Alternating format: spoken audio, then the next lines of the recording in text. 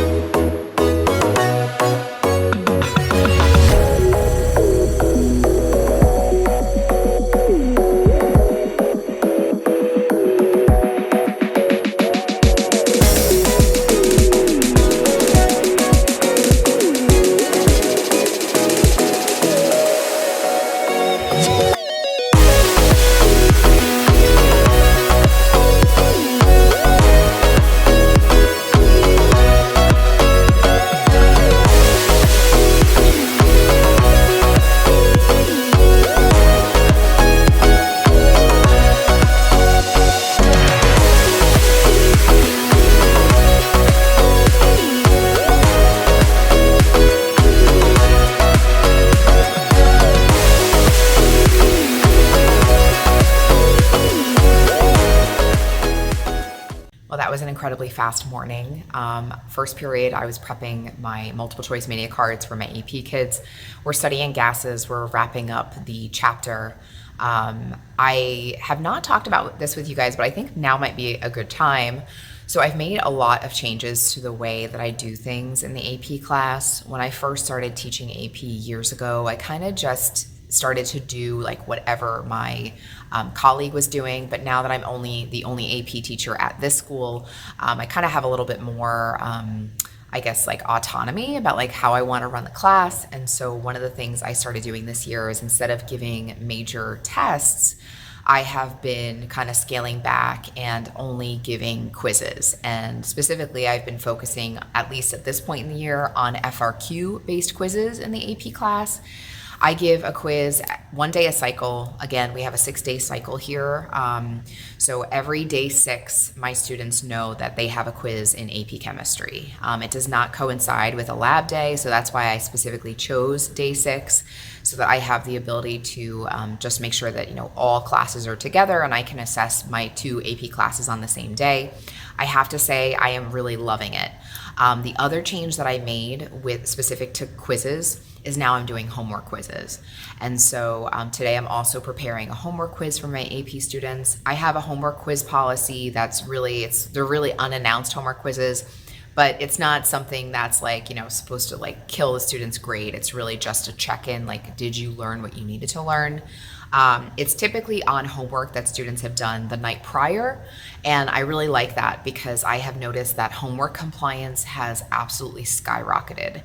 Students are engaging with the work outside of class, which makes me so happy because last year was awful. It was absolutely awful. And I think it's because students are just so oversubscribed. They have so much going on. They're taking so many honors classes, so many AP classes, and then on top of that, sprinkle the extracurricular activities and the things that they're interested in. Those are valuable experiences for students.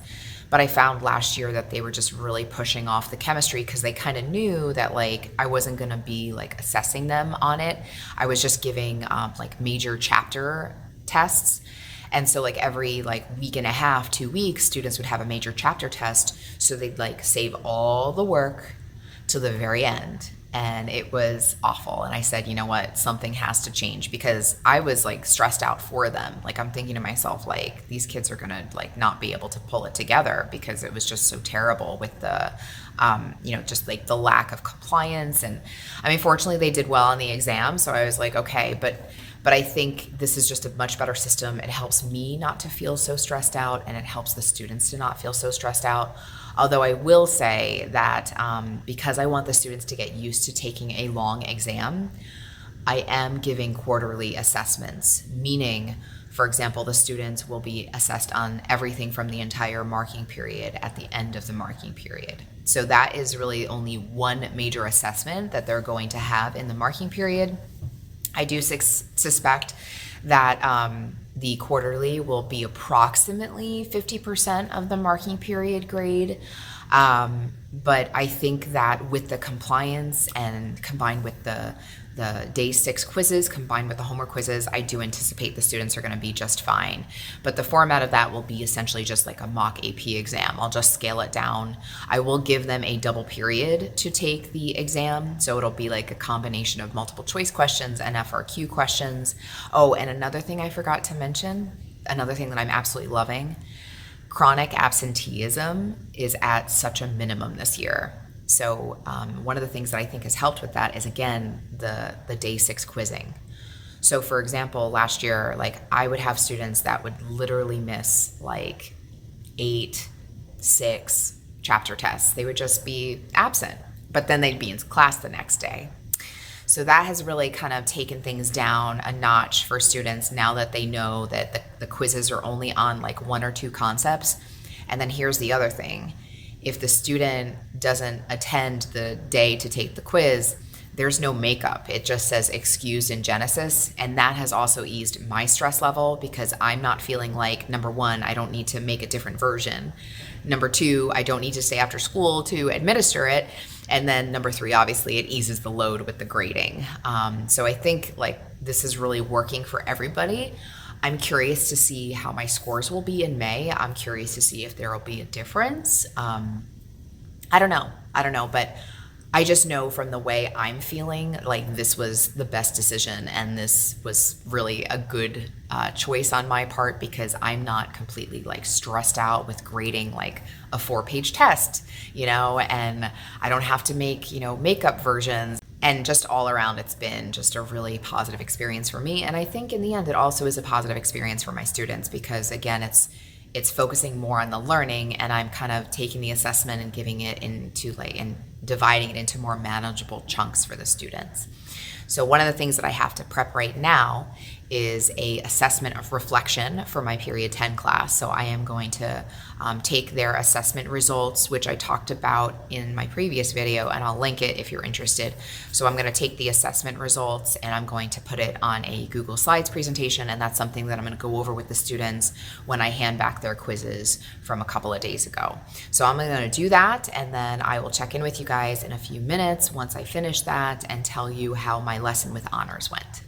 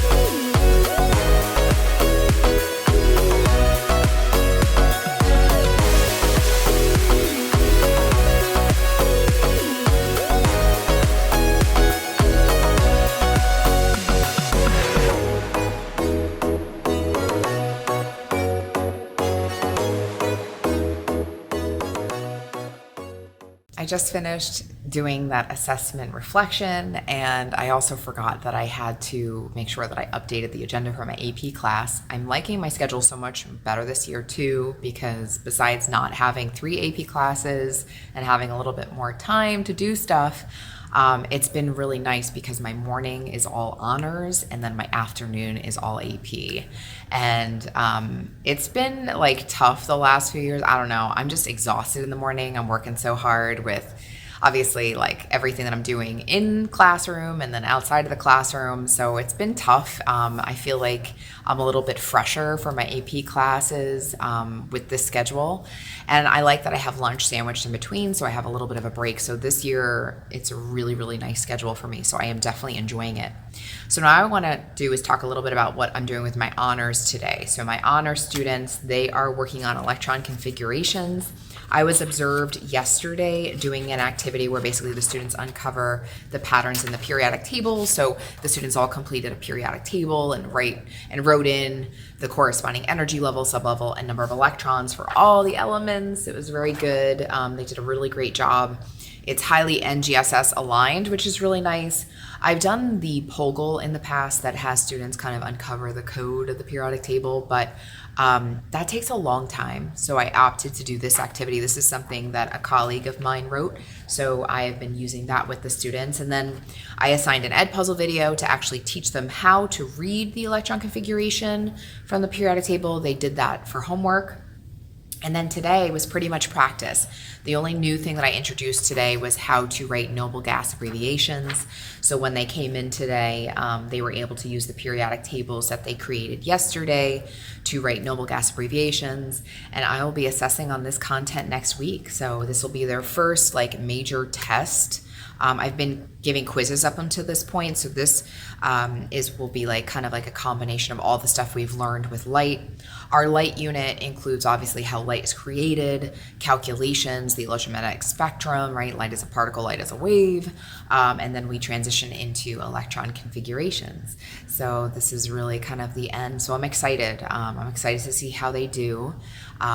It's the first major assessment, so I'm hoping that they do well, but I think next week to review with them on Monday, I'm going to be doing my task card review on light and electron configurations. That's always a great activity for them to do. So I'll be doing that with them. And yeah, so I already have 2 days planned for my honors, which is nice next week.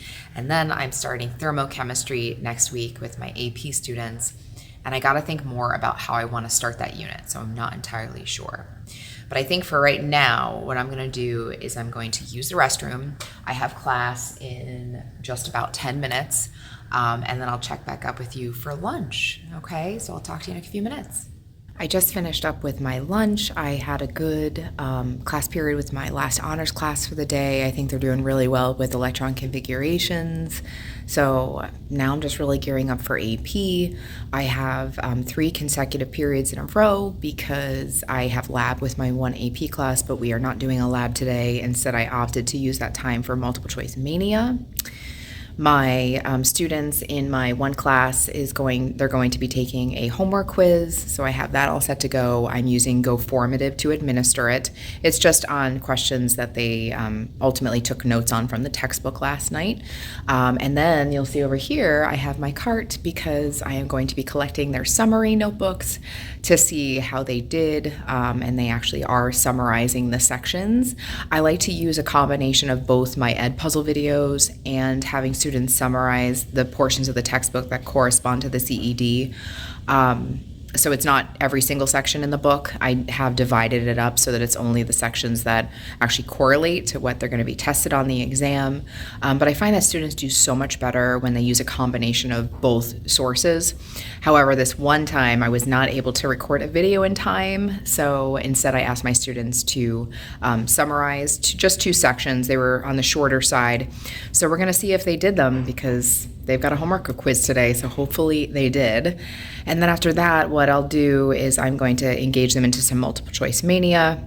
And then after that, I've got my next class, and they are going to be doing this activity that I have behind me. And I'll tell you probably all about what that is probably at the end of the day, because I don't think I'm going to have a lot of time at all in between periods. Yeah, we're doing like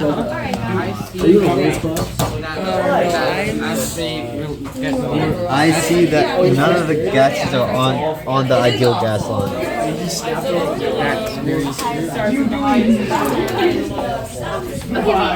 Helium's line is on top, and that means that it's like a lower molar would xenon resemble this? Maybe. Well, I made it to the end of the day. So I had a wonderful last part of my day with my AP students. As I mentioned, I gave the homework quiz and the students seemed to do pretty well on it. They were surprised that they could use their notebooks. So I was happy that, to reward those students that were taking notes and stuff. For the students that didn't have their notebooks today, well, I guess they had to take it without it. But they were told in advance, they're going to have homework quizzes, every week, and it's really kind of when I decide. I also went through a lot of the notebooks, which was nice. I was actually able to see how the students are doing. So a lot of them did complete the work, so I was happy to see that. A lot of the students that maybe didn't complete the work, they wanted to take their notebooks home with them, so I wanted to make sure I graded those in advance. So while my students were working on an activity, I was kind of going back and forth, kind of checking a couple of notebooks at a time. So I was able to finish grading one of my classes. Now, as far as the activity that my students were working on, I actually have a poster behind me. What my students were looking at was actually the behavior of real versus ideal gases. And so what I did was I took the Pogel graphs, and this is a very common Pogel activity in AP chemistry. It's from the AP chemistry text. I took those Pogel graphs and I blew them up. I created posters out of them. The students had to kind of tape them together almost like a puzzle. And then I had them perform an I-squared strategy with the graphs that they were using. So they were looking at a graph of, real gas behavior versus ideal behavior, and then they were looking at a graph with polarity and how polarity will affect the pressure-volume relationship. So it was a really nice chance for the students to think about how do they analyze data. I was kind of using it as a chance to talk about the I-squared strategy. So if they're ever given a graph on the exam or something and they don't know how to interpret it, they could use I-squared as a way to support them. If you're not familiar with I-squared, it just is a very simple strategy. Literally what the students do is they write down IC, they identify some sort of trend or pattern. So for example, the students could say I see a negative slope. And then right next to the IC statement, they write an it means statement. So it would be, for example, it means that there's an inverse relationship between variables. So really simple, but very effective for helping students make sense of the data and then interpret meaning from the data. So I really enjoyed introducing that strategy. My students are really good about using one color for the IC statements and one color for the it means statements. I wanted the students to understand that this is just a strategy that they can really use anywhere, anytime they're provided with a graph to try to develop its meaning. So it went well, and then there were some guiding questions. Some of the questions I used straight from the Pogel activity, but I didn't do it in the form of a Pogel. Really, the students were kind of set up all around the classroom with markers and colored pencils, and they were, analyzing the data and then making some predictions based on what they were seeing and kind of looking for patterns. And so then we evolved into this, whole class discussion, talking about when would we see gases deviate from ideal behavior, talking about low volumes, right, really small volumes, and how the molecular volume really plays a bigger role when you have a very small volume. And then we also talked about intermolecular forces. So overall, I think it was a really effective, and I use Pogel pretty frequently in my class, but I thought this was a nice change, the fact that students were getting up and moving and actually writing stuff down on big posters. You can see behind me, it was actually a total of 6 pieces of paper that the students had to tape together, so it was really nice and big.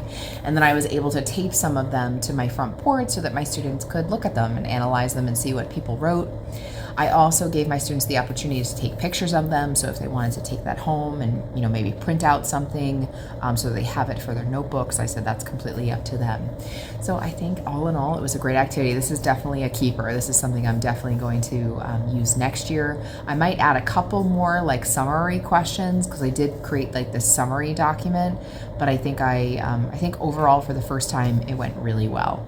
I hope you enjoyed this vlog. I hope it really just makes you realize that I'm just like you and just trying to do the best teaching job that I can do. Fortunately today and was really just a very rewarding day. It was really nice to work with the students. They were in good spirits. So I'm gonna ride this high through the weekend. I hope you have a wonderful rest of your weekend, and I'll be sure to check in with you guys in a couple of weeks.